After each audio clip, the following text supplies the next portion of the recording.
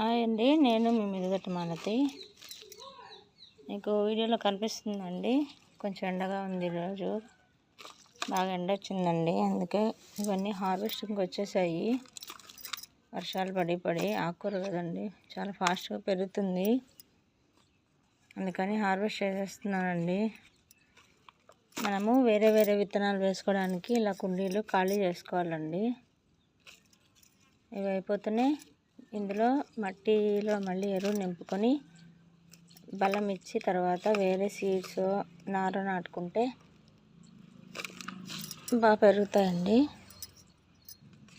ఇలాగే ఉంచేయకూడదు, ముదిరిపోతాయి. చూడండి, బొరకలు వేసేస్తున్నాయి పురుగులు. కొంచెం గ్యాప్ ఎక్కువ తీసుకున్నాను, వర్షాలకి పైకి హార్వెస్ట్ చేయక చాలా రోజులు అయిందండి. అందుకని సిర్రాకండి, ఇది తోటకూర, సిర్రాకు అన్ని రకాల ఉన్నాయండి.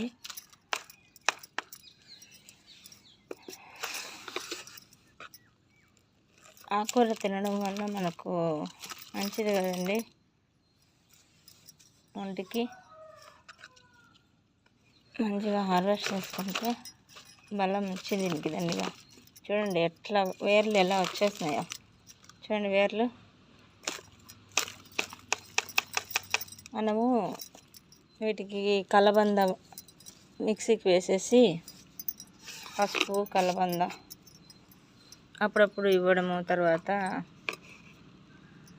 చాలా రకాల ఫర్టిలైజర్స్ ఇవ్వాలండి. ఇచ్చినప్పుడు మనకి మార్చి ఒక వారానికి 10 రోజులకు ఒకసారి మంచి ఫర్టిలైజర్స్ ఇస్తూ వస్తే ఇట్లా మనం హార్వెస్ట్ తీసుకోవచ్చండి. ఖర్చు ఏం లేదండి, కలబంద ఏముందండి, అందరిలో ఉంటుంది కదా. ఒక 10 రోజులు ఆగితే పెరిగిపోతుందండి ఆకుకూర, పెద్ద కష్టమేం కాదు.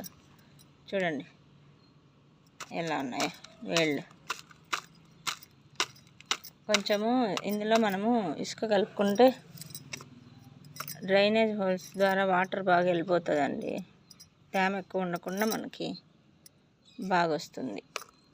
ఏ మొక్క అయినా చాలా బాగా పెరుగుతుందండి. వేర్లు బలంగా ఉంటే మొక్క మనకి బాగుంటుంది, హెల్తీగా.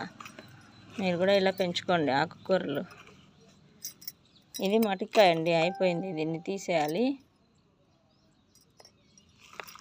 ఇందులో ఇదిగోండి వేర్లు చూసారా, మటికాయ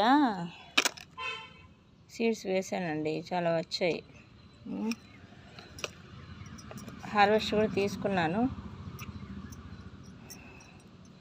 కాకపోతే అన్నీ ఒకసారి పెరగవు కదండి. అప్పుడు కొన్ని వాడుకో.